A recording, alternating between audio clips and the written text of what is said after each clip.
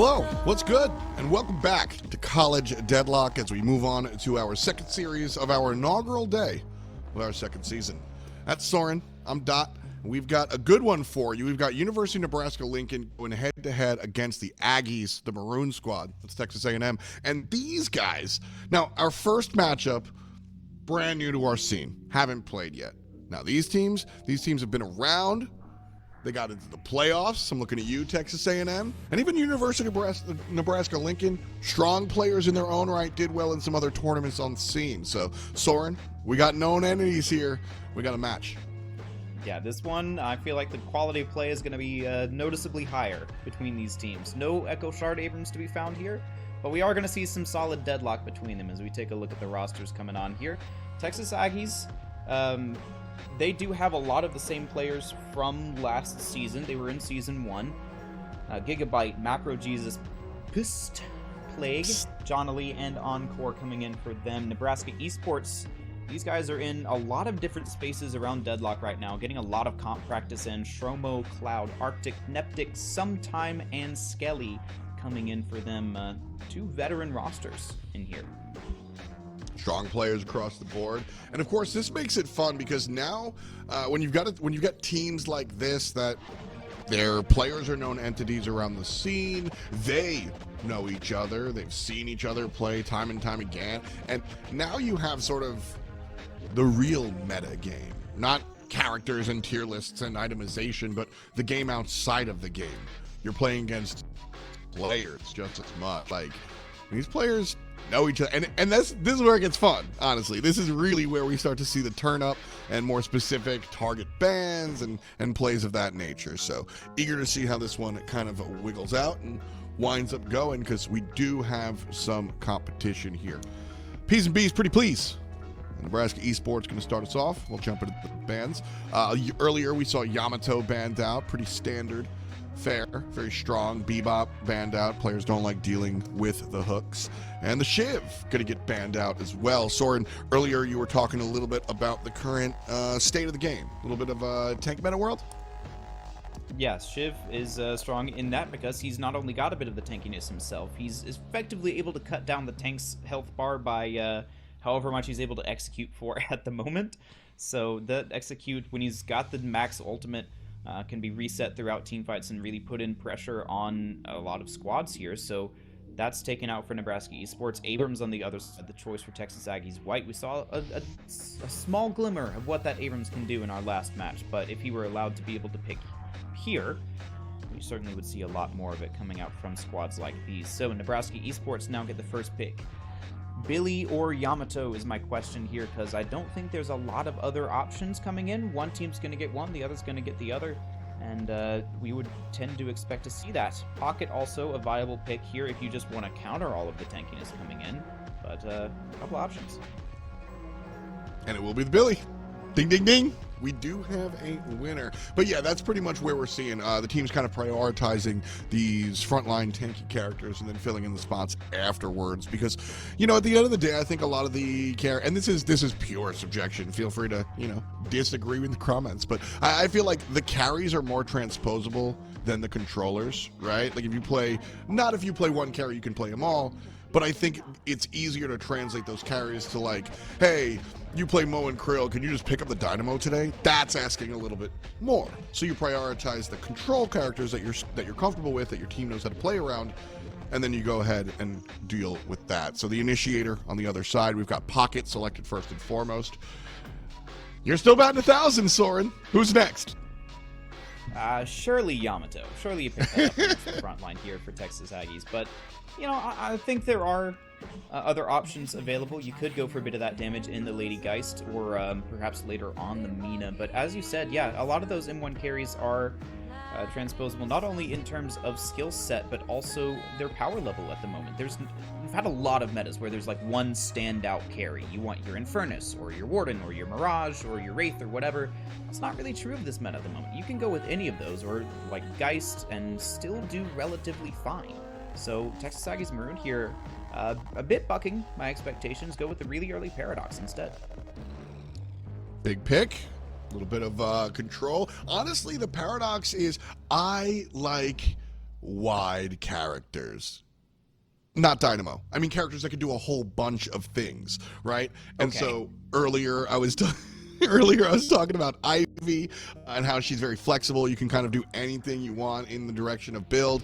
Paradox does a lot of things, right? You can find just that one-to-one pick. You can find just some strong damage. She really brings a lot to the team.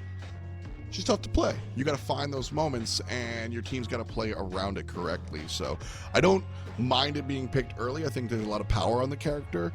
Maybe not as much as Yamato right now per the temperature outside, but the Paradox character, I think, it's like a confidence pick for me when I see it early picked. I'm like, all right, you're giving yourself a tool. Let's see you use it. Yeah, we've seen Paradox kind of fall in the draft priority a lot lately, kind of in favor of like the Holiday or Bebop for a lot of these teams. So it's interesting to see if Texas Aggies have a plan here with this Paradox. I really want to see it work out. I think that Paradox has been underrated, but that's going to be for Texas Aggies to prove here. You know, they're the ones with the onus, but they've given away all of the big beefy health bars in the game so far, as well as the Lash now, the team utility for Nebraska Esports being picked up as well. So what's their plan here? Are they going for a really evasive comp and just kind of avoid around the front line? That's interesting. Could be tough.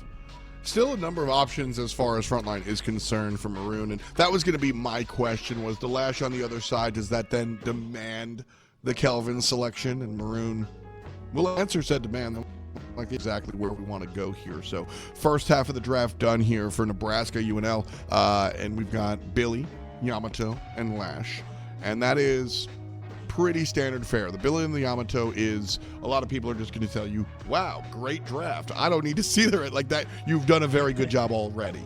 And then across the way, the Pocket, the Paradox, and the Kelvin, this is less objectively powerful and exciting. But I think, like you said, seeing the Paradox show up, that's pretty cool. Kelvin will directly interact negatively with the Lash. And then, of course, the Pocket. Nobody likes to play against Pocket, and so Pocket's Pocket. So that's what they're going to do. So you've got something here as well. I think Nebraska have raw power on their side of the wall with the first half done, but I'm hoping to see what the Aggies going to bring us later. I think the Aggies are going to ban Page here. No, it's the Mirage. Okay, I was trying to get that in before they got the ban, hoping for the prediction, because with no Rim being allowed here, if the Aggies take Kelvin, ban Page, that's all of the best support's gone for Nebraska Esports, not enough to back up that tank pressure, but instead they try and target the damage, which is kind of interesting because I feel like Nebraska still have several options open to them. They've got, well, they don't have the Geist anymore as they've chosen to ban that one away for both sides, but as we said, the Wraith, Infernus still available to be picked here. A couple other options available for them as well, and you don't even necessarily need an M1 carry if the rest of your team does enough damage as well. Like Billy, Yamato, Lash, they've all got not negligible amounts of damage available to them. Aggies, though, going to pick up the Wraith. If I remember correctly, Wraith and Kelvin have been kind of their bread and butter for a lot of their existence, so I think they're more than happy to get their comfort picks here. These are characters that have definitely been around for a long time. And it's funny watching Wraith kind of come in and out, but when she is strong, people just lock her and, well, she's Wraith. So she just gets it done. And Kelvin, also kind of an evergreen character. Funny, he's the winter guy, but yeah, you can kind of really not go wrong grabbing a Kelvin on your team, especially if there's a Lash across the way. But speaking of grabbing players, the Bebop shows up, banned out in the entirety of match number 1. So now we get to see the hook and pull here.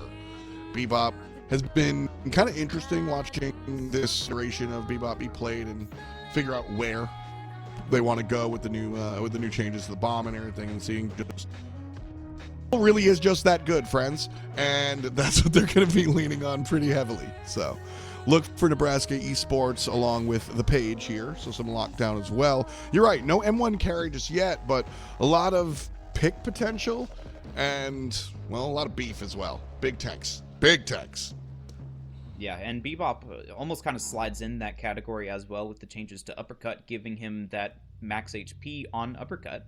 He can survive in these fights for a surprisingly long time, and that beam puts in work as well in the fights. You know, you typically think of either bomb or gun for Bebop, but now he's sort of been building in the ultimate direction. You still get bomb stacks as much as you can, but the Hyper Beam can really shut down a Paradox or a Pocket who could have been a little bit too deep, especially if he's backed up by some of the rest of this damage from Nebraska. Yeah, I'm curious to see what their last pick will be.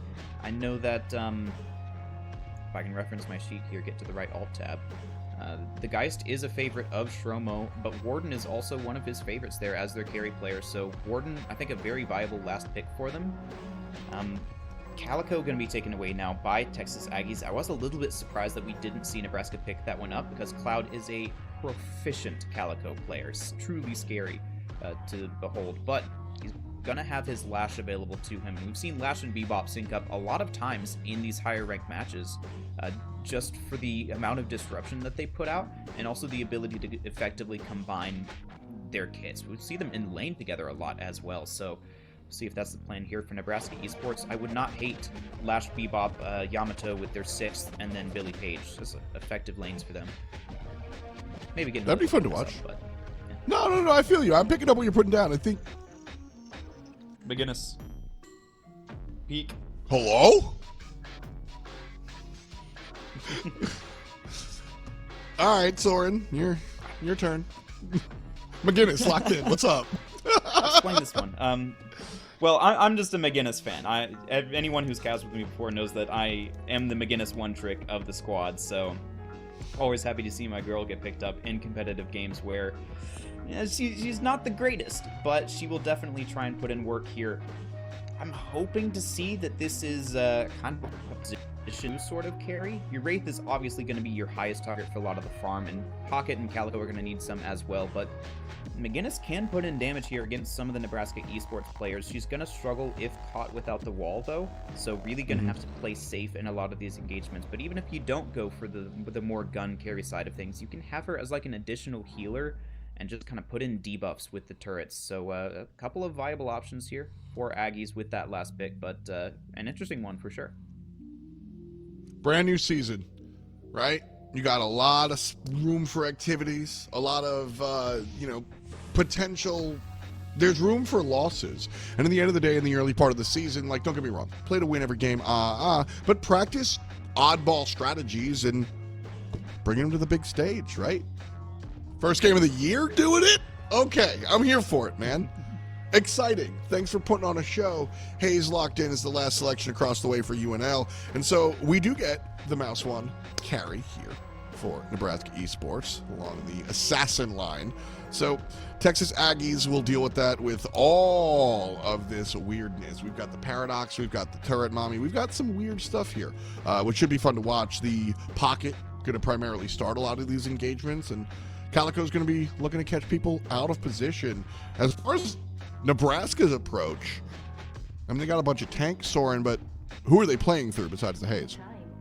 Yeah, that's a really good question, because I'm not even convinced that Hayes is going to be an M1 carry here. What we've seen from Hayes in a lot of higher tier play is that she's more of like an assassin, as you were saying. Yeah. Find this Wraith in the jungle, sync up with maybe a Bebop to try and lock someone down and kill them before the rest of their team can respond. So that might be the thinking here, but then, yeah, you're right. Where is the large amount of team fight damage for this comp? You've got a lot of people who put down some damage, but if the game goes late, you really got to think that Texas Aggies are just pulling out ahead here with the amount of late game team fight that they have between Frozen Shelter, Wraith damage, putting in the time swaps to start things off, the Affliction. Like, they've just got a better late game team comp here. So Nebraska Esports, I feel like, are going to have to pull off some really effective mid game roams and start building that tempo early on. Maybe we see Mage Rage Page. Maybe would you see pure damage Page? We're out here waiting for the game to start, friends. UNL definitely had an interesting draft. Semi-viable. I don't think she was ever viable, but it's been a long time since she's even been tried. Well, the Aggies picked McGinnis, so you know what? Happy Valentine's Day. Sure. No response. Winner. Game one, friends. This is going to be a barn burner. Nebraska Esports going head-to-head against the Texas Aggies. Their Maroon squad. And you can see the rally cries coming out right away. Bebop and Hayes on the right-hand side here for Nebraska. Mid lane is going to be dominated here by the Yamato. And then all the way on the left side, that's where we've shoved over that Lash. So looking at the Calico, I'm curious as to how the McGinnis will go ahead and hang out. McGinnis and the Paradox. So the two weirdos laning together here in the mid lane. Very fun for us. Elvin maintains control over here on the left-hand side. And Wraith, that late game carry, tucked over in the right lane. And we'll see you at 20 minutes. Yeah, not quite the lanes that I expected from Nebraska. They're going to choose to put Skelly on this page over in here in mid with the Yamato. Another effective lane pairing, but that leaves the Lash and Bebop split up, paired with the Billy and Hayes respectively. So kind of a combination of CC and damage in both lanes. This mid lane is going to be rough for Texas Aggies because, I mean, you see it already. The McGinnis is down to half HP. She's got the Spectre to keep topped up, but she's going to struggle to deal with the Yamato getting on top of her all lane, especially when she's got the page barriers to back it up. So Neptic, looking for him to have a really big game coming in here at the start. Already the rest of the shot up and increase the sustain of that Yamato. Blue everywhere. Great wall. I didn't quite see it, but like that must have been a wall for the page to have been that late coming into the fight. Even better. You're like, I mean, I just assumed that McGinnis did a highlight reel play. I mean, she's McGinnis. That's the only way you killed Neptic there. It's the only way. And wonderful, as all jokes aside, cool to see the first blood come as a result of the oddball pick character, right? Like, we don't see much, and guess what? The wall got you. That side of picking a character lower on the popularity list, or, you know, in the tier list, so to speak, they're kind of connected there, is the idea that, well, you just don't play against her a lot. And so you might get tripped up once or twice.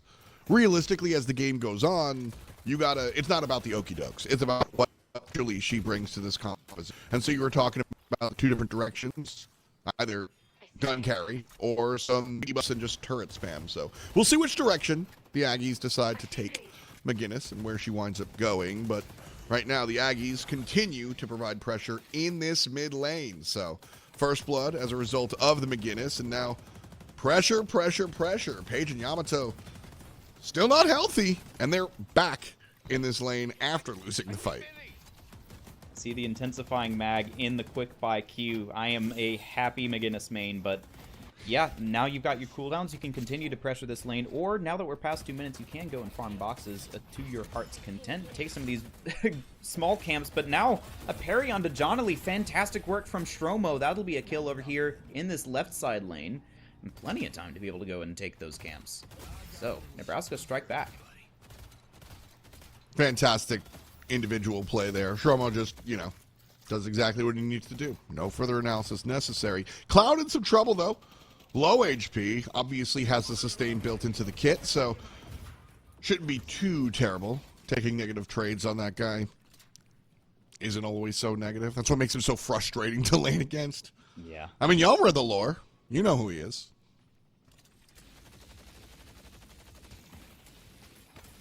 Right, and now we're starting to see those box runs really start to come in. You see 3 members of Texas Aggies going wide across the map, pocket all the way back behind his own walker, just to let these M1 carries try and get some more souls, take the solo waves, and if you get the boxes, you're almost keeping up with that, as you see, despite the early kill, Gigabyte is up here at 3.5k, about to get that paradoxical swap online. Encore goes fairly low on this McGinnis, and Plague goes down as well. Nebraska once again getting the better. Now Cloud's got this Death Slam. Calico's by herself. Grabbed, though. Big play. And able to wiggle away. Okay, good. So Billy almost, but not today. Bridge buffs How good was that chain? It was good, bad. About the size of it. Well, Plague back in, no Ice Dome quite yet ready to come online. Jonali also missing that ultimate. Now the swap misses from Gigabyte, not able to find this Yamato. She's trying to just clear this wave. McGinnis, you know, like her or hate her, one of the things that she does really, really well is shove you under your Guardian. Make sure those waves get up, so you have to be able to poke her out. And over here on this left side, that is the name of the game. The Death Slam comes in, finds Jonali without his ultimate. No Calico escape, ready to come on in. Stromo able to capitalize on that missed parry, and that is a second death for the Calico. It's off to a rough start. Not a great look, especially for a character who kind of needs to do well in the early game so that she can start rotating like you want her to. An early engagement here from the Wraith. Choked up and now, ooh, choke in the engagement. Ult comes out from Paige. And that's unfair of me. That wasn't a real choke necessarily. That was just good defense from the other side. My bad, Macro. So a good answer from Nebraska Esports as they deter that engagement. Looking at the lanes real quick, it's going to be some pressure from the yellow team in mid and pressure from the blue team on left. Calico will deal with the defending Billy, but we've got a larger engagement here in the mid as Lash tries to run away. Let's kill Kelvin. And Kelvin's going to chase him. One of the key differences that we're seeing in this match is you see just how many rotations both these teams are making compared to our first series. Like, we saw a couple of times they'd go into mid, and that was about it a bit later on. But here, as soon as 5 minutes hits, bridge buffs come up and people start rotating all over the place. You see Jonali backstabber, that's increased speed anytime he goes. We saw both members of the right side lane from Texas Aggies rotating to mid. And just get back just in time. A great hook here from Arctic. Bullet Dance tries to catch out Macro, but he will eventually get found. Again, that Hyper Beam, the damage cannot be underestimated. And now it's Pist who has to find something. PST, not on his time. Trust. Tries to get in. Rust. See you later. Arctic again. This one right after the ultimate. Pocket hid from the ult and died to the regular. You hate to see it. Calico might get her bite back here. 2 deaths in a row without a kill. Bang! Turned around, and it's on Stromo. That's the revenge kill. Stromo played a fantastic early game and just trips up here. Extending a little bit too much and giving Calico a little bit of a bite back. So 4.9k for her, getting back on into it. She was a little lower than she would have liked. So back where she should be, or at least in a position to get there. That's right, but the kill comes on back onto Plague. Stromo's back in the mix. And that's a full HP Billy chasing down your Kelvin. Not quite what you need if you're Texas Aggies. And 8 minutes comes up here. Now we're going to really start to see the macro differences play a big part in how these centers get taken. This is where things start to break down if you're not quite as coordinated, because you need to get everywhere on the map at once. Take these centers as fast as possible. And the thing about taking the centers as fast as possible, like when we talk about the differences, you know, looking at the less coordinated teams versus this one, it's not just about taking the centers, it's about taking care of the lane so you can go get the center, right? Like, it's all of the other homework you have to do before you can get there. As Skeely is handed in here and not passing. Down goes to Paige. And so big yellow push on the right side, but a scrum on the left as Gigabyte takes out Neptic here. So 2 Nebraska deaths in a row. And Guardian as well, that mid falls. A lot of space opened up on the map for Texas Aggies. And the left side looks like Aggies wanted to get active, and they might have been too aggressive here. Calico behind enemy lines deep, and there are 3 people here. Yeah, Jonali's able to grab one, but the trade out is inevitable. So the 1-for-1 exchange, and then we walk away.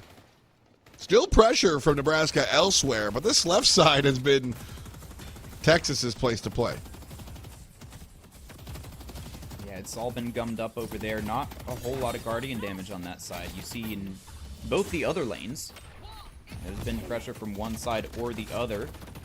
Now they're trying to continue in here onto Neptic. We said we needed a big game from him after they put their faith in him with the Page in lane, and caught out a couple of times here. Post-Guardian fail. And now, I mean, you've got him again as pushing the Walker at 10 minutes. Like, you are happy with that. You force another Nebraska player to come over and rotate. And great timing from there, recognizing exactly when Nebraska would be there to catch. Gets away safely. The push on the right side is going to fall back. I thought they were going to push into that Guardian once the response to mid happened. They opt not to. It's probably the correct choice, but interesting just to see the way the teams balance. The response comes, and you immediately fall back. What do you do now? And the answer for the Aggies, instead of pushing that right side Guardian, was instead to just look for the centers and look for the jungle. And again, that's going to be the difference, is MOBAs kills are a means to an end. You're looking for economy so that you can take care of structures. You can win the game with 0 kills, friends. Getting a kill gives you economy and space to take out these OBJs. Charge misses, and Billy's like, good enough for me. And he's out. Guardian down. Did his job, escaped. That's all you can ask for here. Looking for the same from Sometime, as they've managed to take down that Guardian. So 1-for-1 on each side of the map, but Arctic goes down in trade. They're looking to not give any more. Johnny will go down in mid, as Texas Aggies again trying to push that Walker a little bit too early, and Neptic this time has backup. He's brought his big brothers in to try and stop the push, and they're going to get a couple of kills off of it. McGinnis gets grabbed and the dash in. Oh no, Yamato might be in more trouble than she caused. And TuneCore gets tuned up. A+ for the full health lash. Really no threat against that guy at all in that moment. Can't say the same about Billy. Threatened from all angles in the dome, sent back home. Shromo falls on down. Thumbs up to the Kelvin. And the assist from the rest of the squad. So 1-1 again, tied up. Just over 10 minutes. And the Guardians basically fallen down. But our Walkers are all standing up. And that means that the next objective in sight for Nebraska is this urn. 12 minutes, they've secured the control of it. That means that they can dictate the tempo, when to take it in, when to keep it. You do just have to get it to that little blue box, instead of having to stand there for a minute while turning it in now. Relatively recent changes. Texas Aggies recognize this. They're going to bring 4 players to this right side and try and deny the Lash from just slam dunking from the top ropes. So Nebraska can choose with that either to take the fight or just pressure elsewhere on the map. It looks like this is going to be a full-on brawl. Yamato's on the bridge. And it should be. You got a tie. You just you confidence check, and if the answer is yes, you push on in. Sorin is returned for Nebraska, and they've got the beam from up top. Plague is able to take down not just 1 but 2, and here's the dive kick. Death Slam is okay, and Cloud isn't. 3 in Nebraska jerseys sitting down. Gigabyte feeling good about that one. The Paradox with 5 straight kills here. And the Texas Aggies just keep on finding it. But again, the urn goes to Nebraska, so it's tied up. It does, and you're glad about that, because if that went wrong, then the entire team fight was essentially a disaster for you. But Gigabyte, great use of the counterspell, negating all of the follow-up from the Death Slam. You can also use it to just not get picked up in the first place, but Gigabyte saw an opportunity to bait out cooldowns and went for it. So now, both teams just trying to be as efficient on the map as possible. You see Johnny clearing out those mid boxes. That's worth about as much as any camp you can take at this point in the game. And Texas Aggies just playing it safe. Everyone's staying on their side of the map. No real aggressive invades just yet. Very play. I'm disciplined earlier tonight, and usually it was the lack of said discipline. This is kind of what we're talking about. Observe that half-court line, that Mason-Dixon line, that mid-path, the equator. Just don't pass it at a certain point in the game, right? 14 minutes is honestly a little early to be saying never be alone, but you're always under threat. Telekinesis not good enough. And so the Wraith will fall back. Forcing that Billy out means that they're going to have a chance here at finding the double centers. Nebraska, though, very ready for it. They come in here, and Macro misses the Project Mind, falls down. And Texas Aggies have to look at their opportunity and back away. Not that mad about it. You know, you think you have got an opportunity and you don't. And as long as you get out unscathed, you're like, okay, didn't work out, but we didn't get punished. On to the next one. And so you just shift out and find your prio. Right now it is farm. That is absolutely the call from both teams. Clear out the jungle. That's also one of the fun things, talking about our different brackets. We've got so many teams signed up here for College Deadlock. Thanks so much for being a part. And we've seeded our teams. We've got some different divisions now. And when you see some of the higher end squads, the fun thing is looking at how quickly the map has no jungle markers on it compared to some of the lower end games where those jungle markers stay up for a while. All of that, just being fastidious about your economy, so important. And it honestly is the core competency of being a better Deadlock player. Yeah, mainly just a couple of tiers that take longer to clear out up on the map right now. And the Urn, once again, a priority here for Nebraska Esports. They're looking to get jumped, though, in between walkers on the way through. And comes in, and this is about to be the team fight. Affliction comes in. Ice Dome as well committed. Big opportunity here for Texas Aggies, but they can't find any kills off of it just yet. Stromo is isolated, but he survives through it and even manages to take Johnny fairly low. Plague and PST gone down. 3 kills now for Nebraska, and they'll be able to take the Urn in short order as well. Fantastic mid-game fight. This is the kind of thing that breaks a game open. Plus, McGinnis. Oh, McGinnis is out. Okay, Hayes was lurking. And I thought it was going to be kill number 4 onto Texas Aggies. Instead, just 3, but I say just. The Urn is in midfield. Lash is running away here as the Aggies are finally bouncing back, and they do get down Cloud, and an important answer because the Aggies just kind of got ramped up and they had to say something else. McGinnis finds another one here. Stromo will sit down, Urn return. So all of a sudden, Nebraska, despite TuneCore doing it, everything else for the Aggies kind of coming up thumbs down. And Nebraska looking pretty good. I think they made 5K souls is not enough for me to start clapping hands about a big lead, but they're making moves. The fact that they lost their walker in the middle of this one, that negates the moves they're making. And Johnny falls down as well.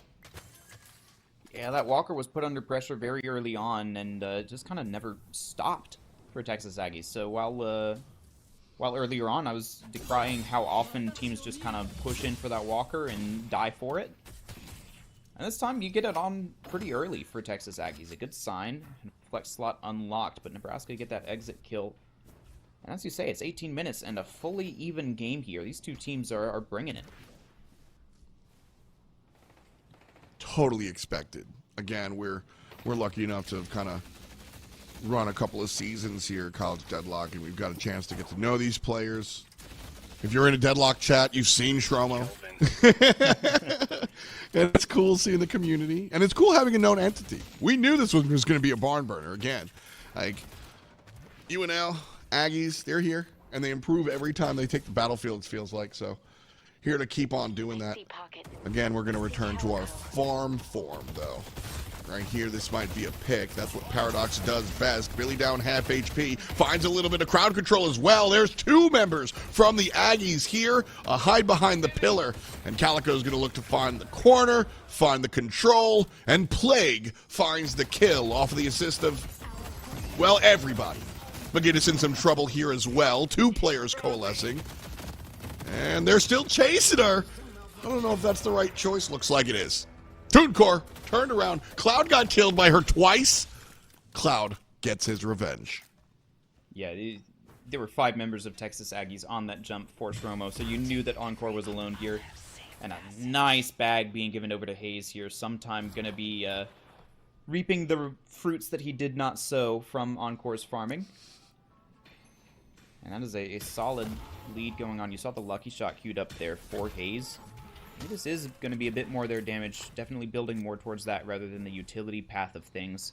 And they need it right now, because Macro's on 20k, Encore 22k despite losing that bag. So the farm for Texas Aggies is there, and Nebraska need to have an answer at some point, although they're doing quite fine in the Souls department at the moment. Yeah, that's the thing. Is it feel like if you turn off the souls, you might think that Nebraska were kind of really having a hard time, but able to kind of weather the storm here, and that really is just experience. Knowing how to spread the map, knowing how to lose gracefully in one place. Like, listen, you can lose lane and win game. You do not have to win every exchange. You just have to take out the patron at the end. So nobody's dying here. But it's still important for Bebop to just push the buttons. Send packet packing. And they're out. And what Curious comes choice next here from the is- Page. Sorry? I thought Page was engaging there. I was like, this is curious. Yeah, that would not be the play here against basically any member of Texas Aggies, but Skelly just going to make her way out. Left side Walker being pressured here from Nebraska. That'll be very quickly answered. This is a similar thing happening on the right side. Big engage coming out. Project Mind makes Macro try and back off, but it's Neptic coming in with the tag.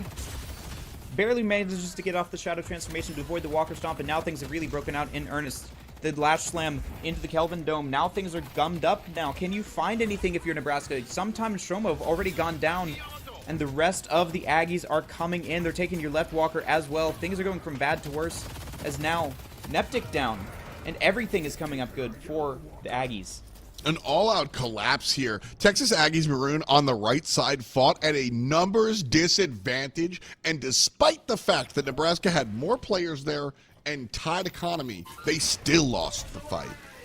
The reason they were shorter, the reason the Aggies were shorter in numbers was because they were pushing the left side Walker 2v1, so they win both exchanges. They're not supposed to win the right side fight, and they do anyway. Right side fight, left side fight, and mid boss, all for Texas A&M.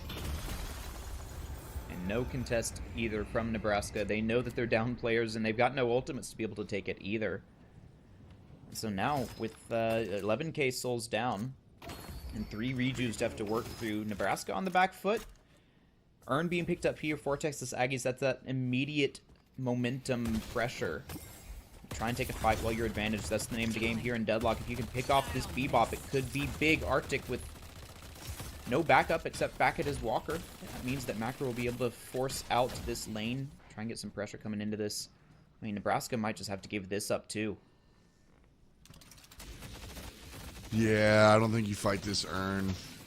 I mean, this one's always tough, right? You're like down just enough to be a little afraid, right? Like if it's a tie game, you defend. If they're up a zillion, you don't. Right here, like that 15 to 20 and 23, you're like, maybe we do, maybe we don't. But if we do, and we fail, ooh, the ramifications are huge. So it is a gamble play. And ultimately, I'm not that mad if you decide to keep your money in your pocket there. But the problem is, well, now that 15 to 20 maybe questionable lead, now it's ballooned, right? Now you're looking at a 20 to 25 to 30 lead. And now you've got to fight. Now you have to fight. So Texas A&M, they're going to go ahead and try to find some place to group up and push. And it looks like it might be over here in this right side Walker. Looks like it might be the target. But the Aggies feel like they're fishing for a pick. You can see the Paradox and the Calico and the Kelvin just kind of hanging out, waiting for somebody to step slightly out of bounds. So Wraith will walk up and push the lane, and the rest of the squad will join in and push this right side. And we'll see how it works out. Yeah, Nebraska, though, know that Texas Aggies, this is the easiest objective for them to take. And so they bring all 6 of their members to catch that wave. And Aggies wisely back away, not having to dive under tower to find anything. And now just split back up. But you see the amount of pressure that the Aggies have just from this rejuve. They're able to go anywhere on the map that they please. And the lack of information from Nebraska, you don't have the wave states pushed out. You can't get the vision on the map to be able to see where these players are. You have to play so much more scared. True. And in addition to that meaning Aggies get all of your farm, it means you're also splitting these waves among practically your entire team and getting that soul disadvantage as well. So just a snowball coming in here for the Aggies. Catch attempt comes in onto Macro, but he's able to get out, and the Plague commits the Kelvin Dome as well. Very few opportunities here for Nebraska, but they managed to get a rejuve anyway. Big. The Aggies are spread. 3 players are here, and 5 yellow jerseys. Immediately, Texas fall back. They lose one of their rejuves, and they get on out of there. Great call here from Texas Aggies, able to leave immediately, but they're still spread. So they don't want to take, they don't love this fight, but they're still down, I think. Billy gets chased out just a little bit. The Aggies leading just under 20K, but keep in mind, some of that is probably in the pocket. So not a raw 20K lead. This is something Nebraska wants to fight. They don't want to, but they can fight into it. That earn confirmed, picked up. The Calico will be running it to the left side. It is in enemy territory, so they'll have to be careful. And you can see the UNL team falling all the way back, and they're going to be all the way up. And they're going to fight this. They have to. It's in their territory. They're down by this much. They can't allow it to go further. But the McGinnis wall blocks them out. They were raising their time, but it's not enough. Great play from Encore to confirm that sole lead going up even further for Texas Aggies. Now the right side's undefended. Hook stopped by telekinesis. Love that one. Hyperbeam shows up, shooting all around, but the Walker still getting chipped down. Pause in the moment. As the Bebop still looking to chase on down. Plague winds up falling. So it's a 1 for none. Mid-boss erased. As a result of the big team fight on right, the mid-boss, and a couple of push. After all said and done, Texas Aggies wind up earning themselves a 25,000 soul lead. Was at 15, so all that exchange, they're up 10 more K when they were before. So step by step is how we make it happen. And the Aggies are in control. They're trying to find something, but Nebraska's had a great catch here, facilitated by Arctic on this Bebop. They managed to catch out the pocket. It gets the affliction off, but it's only onto the Bebop. So that'll be just kind of a free pick there onto the one doing the doubles. Macro still on the map, still making something happen. Another catch comes in here onto Encore. Can he get away? He's got the inhibitor online, but there's just so much damage and a 1,600 bag. That's a 3,200 soul swing over to Nebraska Esports. They've even things up to 20K, and with 2 picks on the map, mid coming up in a minute 30. That's on the mind. We can't do it just yet. They're thinking about those beans. No, they're thinking about mid Walker here. 4 players in mid. Right side pushed up by Bebop, left side being pushed up by Hayes, and she'll inevitably come lurking after the fact. Here she comes. And so the 4-on-5 fight in mid. Nebraska with the disadvantage here, but ready to bang. Rotation coming out from Wraith, and that's going to be problematic for Nebraska, but Encore already sitting down from before. So Nebraska here, ready to go. Hayes isn't, and Nebraska hears the raid call, and they bail. Great job of just bailing. And Hayes trying to fight this. Has some friends. Yamato shows up. Couldn't get the bait, though. And that's exactly coming into the pit of despair with my friends. No thank you, however, says the Aggies. Instead, the fight goes down underground, and Jonally's able to take down Skeely. She'll sit down for about a minute. And as a result, Nebraska had a moment, but oh, it was fleeting. Yeah, unfortunate exit kill there. I love just watching the map through that entire exchange. It was a macro battle of who could get information on where the others were and create a man advantage somewhere on the map. And in the end, Texas Aggies stalled for long enough. And eventually even got this kill, and now they're waiting here as the mid-boss spawns. Nobody from Nebraska is ready for this. They're all on that right side Walker. No Page ultimate. The best they'll be able to get from this is that left side Walker. But this will be a second mid-boss, likely going the way of the Aggies. Nebraska's here. 3 revives on the Aggies, and Macro's going to take down Arctic. Skeely's not here, remember. So there's 4 players up, 6 Texas Aggies with the Rejuvenator, sometimes taking down the Walker. So Nebraska's able to grab a Walker, but Aggies are able to grab everything else. Down goes Cloud. The right side is going to be the push here for the Texas Aggies, and they'll send the Turret Lady over to mid for some split push of her own. Wraith getting the jungle farm. And the Walker right side falls. Still not done with the push. 4 players from Texas on this right side, and they want this fight. If Nebraska dares come outside, Texas will answer the call. But Nebraska need to play this passively, and they will. And so these base guardians slowly taken here. And what's your call, Sorin? Shrine or go home? Take shrines. You got 2 dead. You have a small window. You probably get just 1 shrine here, unless you can find some exit picks. Affliction comes in, and they do manage to catch Shromo, so that's another window of opportunity. 3 rejuves in the bag. There's not really anything else on the map to take. You might as well keep going. Try and find some more of these members, sometime doing his best, but this is not that time. Not any time for Nebraska Esports. Ray comes in, not able to find enough damage onto anyone. Texas Aggies still have the dome up in case they fall low, but this is the time that they decide to back out. It will just be the 1 shrine. Maybe not. They're looking. They're lurking around the exit of the base, waiting for something. That's what they're looking for. Out of position. They're looking for the re-engage, and once Cloud goes down, didn't use the ultimate, by the way, that's the green light. The rest of Texas comes on in. They're tearing up this Yamato, but she's healing. Ain't no problem here. And Pocket going to go ahead and fall down. Of course, there's the Rejuve. Of course, there's the Wraith. Of course, there's the Calico. And of course, there's the McGinnis. Another kill for Encore. Sorin's favorite pick. And she's tearing up the battlefield. A giant lead here from Texas A&M. The Hidden King's going to get cut down at least halfway.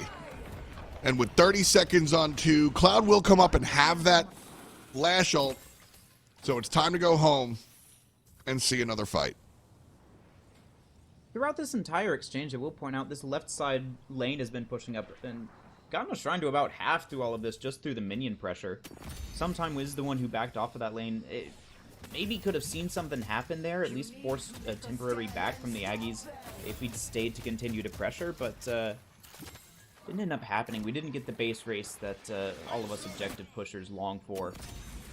And so Texas Aggies coming out of that one looking pretty good. 36k soul lead, picking up some big items as they back because, I mean, they've been on the map active for so long that they've got plenty of souls in the pocket. And Nebraska here desperately need this earn on their side of the map.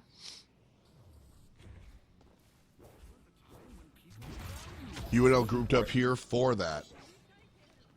And they'll take it, and we will run it. In the hands of Arctic, Lash playing Scout, along with Hayes, and that's the right play. Hayes, a natural assassin. If you get caught out at this point, the 40k Hayes, you die. That's it. So right now, lurking in the jungle, looking for those 1v1, like, that's her job. Find Macro Jesus when he doesn't know you're there, pop, and then find the fight after the fact. That is sometimes entire job. Kill a guy and let the team fall into the cracks. Will it happen is a question mark, but it is worth noting. Look at that lead here. A&M, they've got one, but it's not gigantic, Sorin. This is a game that Nebraska can play defense, fight into, maybe even come back, but it's got to happen outside the base, and it's got to happen soon. Yeah, a 20k lead at 33 minutes is notable, but it's not the end of the world. With one fight, Nebraska can turn this around. The problem is that they've still got 2 walkers to work through. Even though they've got similar soul counts, their item choices are so much more limited because they don't have those 2 extra slots. And that certainly is a factor in these team fights. You see Bebop here is going to have to sell something. He's still got some tier 1s knocking around, but sell something to get the Cursed Relic, whereas a lot of these Aggies, no such constraints as they lurk around here looking for more picks. Just, I mean, the soul count's not that disparate. The Aggies' game state certainly is, but they've found a catch. Rescue Beam, excellent here from Plague in the Ice Dome as well to make sure that Encore makes it out and that there's no follow-up. Now the fight is done in earnest. Johnny under some pressure. Chain Gang comes in. Big heals from the McGinnis. Can they sustain through it? Plague's been caught out. The Refresher Dome not there. And Nebraska are turning this. Unfortunate. Plague makes one of the nicest plays we've seen all night and gets rewarded with a punt in the face and 70 seconds on the bench. Pocket gets to sit down as well, and the rest of Nebraska, they're going to go ahead and, well, there's no one else to kill because they got their picks. And Texas Aggies, they have controlled it for a little bit. Half of the Patriot is dead for Nebraska. And here they are, not just showing signs of life, but actively fighting back, actively taking swings and actively looking for the mid boss. But Texas A&M Aggies are are just going gonna, left side though. Hold on. yeah, they're just If going for the Nebraska truck. commit to this, they will lose the game. They're not. The big peel off here. The Aggies are going to go left side. No, Might be too they're late. not even aiming for it. They're going all the McGinnis way and Ray. home. Calico is pushed here. 80% left on the Hidden King. We've got it down halfway. Nebraska's filtering in. They were too far. They were too late. They were too weak. And Texas stands up for game one. And that's the danger of having your patron dropped. I mean, Cloud went out there. He recognized the danger to go that left side, but Encore was just too farmed on the McGinnis. Took the 1v1, nailed it, and the rest of the Aggies responded perfectly. They all crashed in that left side. Everyone shooting the patron, because if Nebraska get there and they manage to get 2 people in the pit for 2 seconds and activate that patron invulnerability, they've got a real shot at turning that one. But instead, Aggies will take game 1. Encore, fantastic performance here on this McGinnis. Might have to ask for the build a bit later. Yeah, really, really successful. Always just fun to see some of the lesser picked characters excel, but also excel because of the pick. Like sometimes you just pick the weirdo pick and you know, either mouse one, carry, whatever, and you're like, cool, dude, thumbs up. But specifically, and maybe I should let you talk about this, McGinnis did McGinnis things to get her dub. Absolutely. Won the lane, pushed objectives the entire time, took the farm, and a lot of these team fights, Encore wasn't even there. They were just allowed to farm up so much by the rest of how the Aggies were playing. But really came in late, and that objective pressure is what won them the game. So it was the perfect pick for this exact game. As we take a look at the stats here, and Cloud did some large work on this lash. You saw him.